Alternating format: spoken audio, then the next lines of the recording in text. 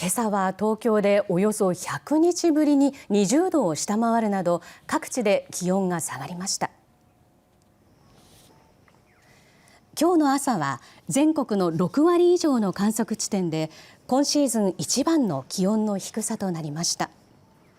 東京の最低気温は 18.6 度と6月13日以来98日ぶりに20度を下回っています。